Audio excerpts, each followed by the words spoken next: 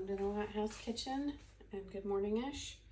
We're getting ready to talk about some frothy goodness. So, with that being said, captions are auto-generated. I do say weird stuff, I am your weird friend, but I don't always say what the captions say that I say. So we're going to steam and do, maybe wipe this a little better, the difference in froth and our Pampers Chef frother, which there are other frothers too, versus a steamed milk mousse. Talking. So I'm going to try to come on the other side here so I can see what you see. There are, I don't know if you can really see them. There are a couple lines in here, and one's a minimum line at the very bottom, and then there's like a middle range line that's for high foam, and then here this one is for, it looks like it's just heated possibly, or your lower foam option, but it looks like just heated. So high foam, a lower foam, heated, cold foam. Okay, so I'm going to not exceed our max high foam. Now, this has toasted marshmallow syrup in it, half an ounce of white chocolate, a Ghirardelli white chocolate sauce. You usually find that in the ice cream section, the toasted marshmallow we get on Amazon. And then I do a sweetened Ghirardelli cocoa powder, and it's 2 tablespoons of that. And I use our coffee leveling funnel, so I get the same measurement pretty much every time. I used to use the scoop. I use the funnel because then I don't have to worry about the pourability of it. So I think we're about right here. You want to be at about a third-ish whenever you're steaming milk. It is a very different process than just the heating and frothing. The frothing is going to put air in it and it's going to heat it. And I'm going to do that part last. So I will say, if you like the flavor of milk and it being frothed, you may not want to add a sweetener, but if you want the foam and everything to be a little sweeter, then you'll probably want to add a little bit of sweetener. Now, I do everything in here because I prefer a smoother latte. So let's get this ready and see if I can get her done fairly quick on the steaming. And it does screech, but I'll try to minimize that by where I put it. Came on. This is clean me. I need to clean it. So while I'm steaming, hopefully I can talk to you about some coffee and the different coffee makers we have.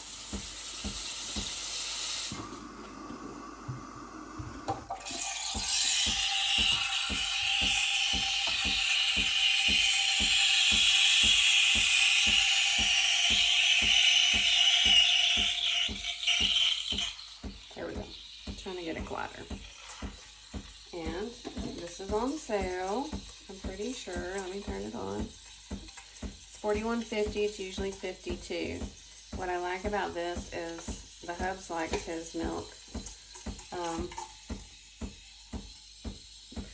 a little not as hot as me, and the difference is the chemical makeup-ish that happens with the milk when it gets heated beyond 170. Tends to go more toward the sour side, where on up to 155 or a smidgen over, it keeps the sweetness, and it's like it ties little knots around the sugars and the air and the proteins, and so you have this very consistent microfoam depending upon how you steam it. The frothing is more of a, not sturdier, I mean this is consistent, but it's like a stiffer, not quite like a meringue, but an in-between. So they're different. I wouldn't say, depending upon your preference, one might be better than the other, but that one's going to be great for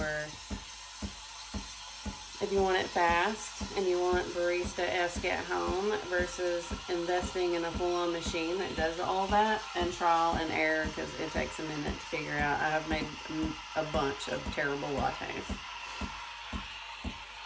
So we're steaming. This is a Breville, I think, barista machine. I think I bought it in like 2015, and it was around $600. And I'm not saying don't buy it. I got crap on it. It's been a great machine, and it has saved me money not going to Starbucks and creating our own delicious recipes every morning. We start with the beans, and it has a grinder on it. But if I want something quick, easy, afternoon coffee, you can use the other coffee maker over here for like espressos, and I'm gonna set this down on my little pad here.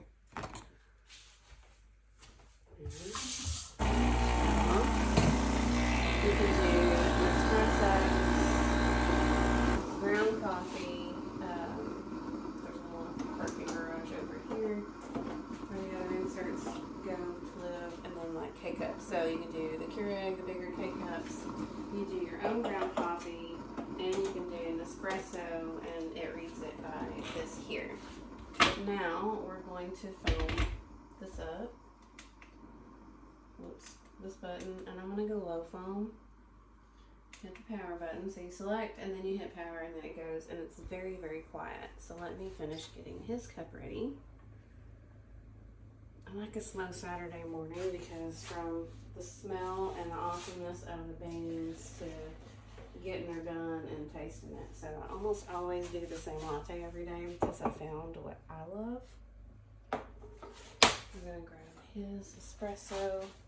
And it's been sitting for a minute, but espresso, like the difference is that crema that you can see there on top. We'll pour it a little closer so you can see it going in. And then I typically do pour into this to get it out. And I've tried all kinds of frothers. Like I have this little wand frother here to like stir before heating. I want to show you this little foam, so if you can see in there like the little micro foam. And the temperature also of when you're steaming it helps with like the consistency of your foam and how well it like goes with lattes and other things. There we go. So we have those together. See if you can see in there. Also, my first step every morning is getting some water boiling to heat up for the cups because I like them hot. And if you like your coffee hot but you don't want your soured milk like me, then you would want to heat it and keep it warmer a little longer. So see this foam we're gonna pour, and it's probably gonna be taller than the cup. I've been a champion at this. I can super pour. Can you see? Let's scooch. I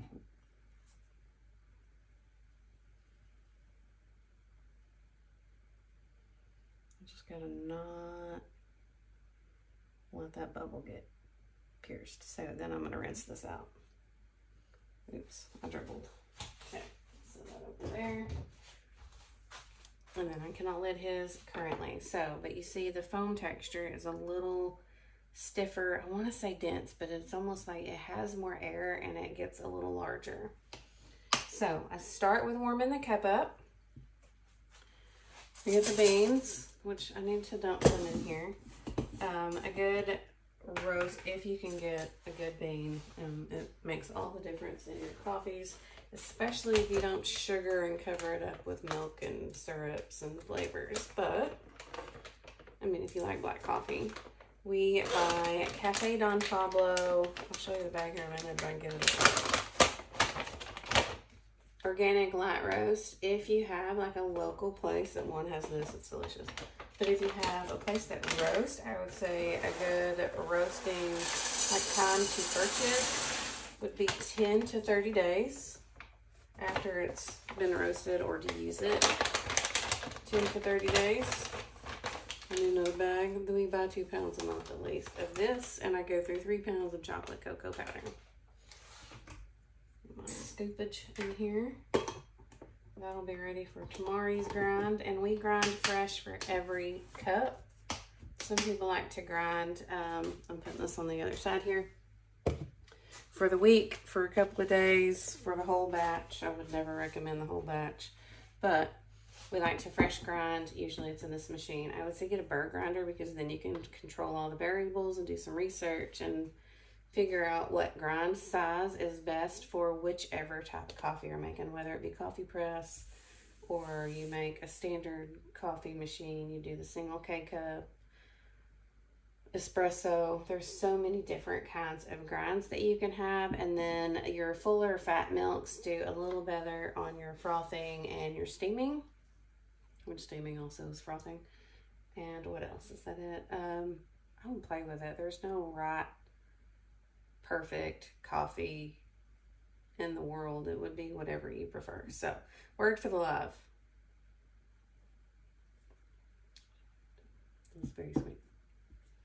Is latte, since I made two, but we made one-ish together. So a big coffee cheers, latte cheers to you. Message me the word latte to be entered into this month's giveaway. I know I still need to do the drawing for last month's giveaway. So message me latte. There's a link in the description. It's the first link. If you hit that link, it takes you straight to Facebook Messenger. Just type in the word latte, send it to me. And I will let y'all go. Thanks so much for tuning in. If you have any questions or you want some more good old sciencey latte, frothy, what happens with your espresso and the espresso machine, all the things, let me know. I like to do a little bit of research, and the Hubs does a lot of research on it too, because we really like our lattes and coffee here. So thanks so much for tuning in. I hope you have a great rest of your Saturday, and I will catch y'all later, probably tomorrow.